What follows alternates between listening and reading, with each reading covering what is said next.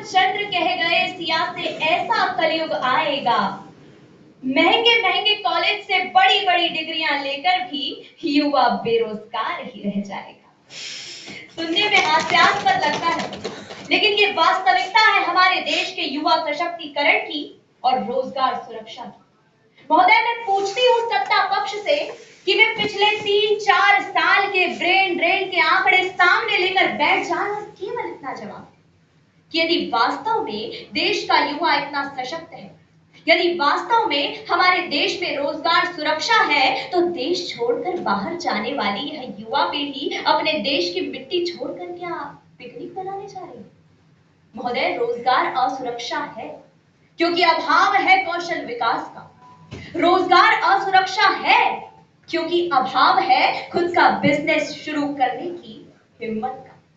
रोजगार असुरक्षा है क्योंकि स्टार्टअप्स को आज भी ये दुनिया रोजगार नहीं मानती, और रोजगार असुरक्षा है क्योंकि आज नौकरी करने वाला युवा ये नहीं जानता कि कल उसके हाथों में रोजगार होगा या नहीं।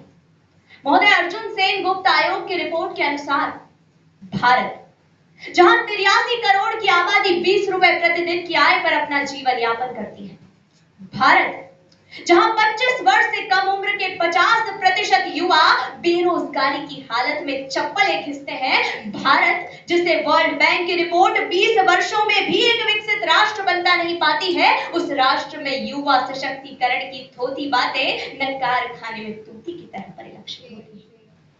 महोदय, मेरा सत्ता पक्ष ये भली भांति जानता है कि वर्तमान युग उत्तर सत्य युग है, यानी कि पोस्ट ट्रुथ एरा।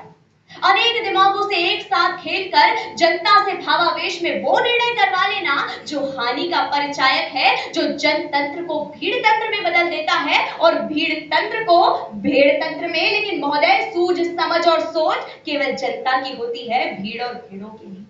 और मेरे विपक्षी यदि आज सदन को हरा चश्मा पहनाकर सब्ज बाग की जगह सूखा चारा डालते रहेंगे तो माफ कीजिएगा, लेकिन मैं भी अपना तारक मेहता का उल्टा चश्मा पहनकर आज इस सदन का नजरिया बदल कर ही मारूंगी। महोदय, हमारे देश में आखिर युवा सशक्त हो भी तो कैसे? विदेशों से शिक्षा प्राप्त करके आए युवा ए फॉर एप्पल पढ़ना तो सीख गए, लेकिन खेतों में अनार बोने का हुनर जिन भारतीय युवाओं के पास था, उन्हें 1 तारीख को हाथों में कटोरा लिए पगार के लिए इंतजार करना। स्वाभाविक है इसी मानसिकता से ग्रस्त मेरे विपक्षी आज युवा सशक्तिकरण की और रोजगार सुरक्षा की बड़ी बड़ी बातें तो करते हैं, लेकिन मौका आने पर अपनी ही कॉलोनी की सबसे तगड़ी दुकान चलाने वाले अपने मित्र की प्रशंसा न करते हुए कनाडा में टैक्सी चलाने वाले शर्मा के बेटे की प्रशंसा में कसीदे काटना नहीं भूलते। क्या ये समस्या नहीं? महोदय, अभी कुछ आंकड़े गिनाए गए सत्ता पक्ष के द्वारा, तो मैं भी कुछ आंकड़े गिनाना चाहूंगी। राजस्थान के सचिवालय में 84 पदों के लिए भर्ती निकाली गई।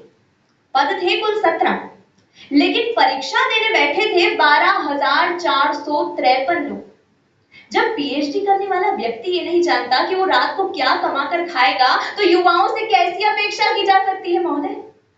महोदय, MIT अमेरिका के एक शोधकर्ता अभिजीत बैनर्जी के निष्कर्ष में पाया गया कि दिल्ली, पुणे और पटना जैसे कुछ शहरों में 21 से 27 वर्ष के कई सारे युवा ऐसे हैं जो न तो किसी शिक्षा तंत्र से जुड़े हैं, न किसी रोजगार से जुड़े हैं, और वे अपना पूरा जीवन इसी बेरोजगारी के ठप्पे के तले बर्बाद कर रहे हैं। महोदय, क्या ये समस्या नहीं? क्या ये चिंता का विषय नहीं कि 2010 में कुल नौकरियों की संख्या 85 लाख थी, जो 2013 में घटकर मात्र 42 लाख रह गई, और 2015 तक आते आते उसकी संख्या 1,35,000 रह गई, और ये संख्या निरंतर कम होती जा रही है। और यदि इस सब के बाद भी आज सत्ता पक्ष इस विषय से सहमत है, तो उनके लिए अंत में केवल इतना ही कहूंगी कि वो दिन को रात कहें तो तुरंत मान जाओ, वो दिन को रात कहें तो तुरंत मान जाओ, नहीं मानोगे तो वो दिन में नकाब ओढ़ लेंगे, जरूरत हुई तो सच को थोड़ा बहुत मरोड़ लेंगे। वो मगरूर है खुद की समझ पर बेइंतहा, उन्हें आईना मत दिखाओ, वो आईने को भी तोड़ देंगे। धन्यवाद। जय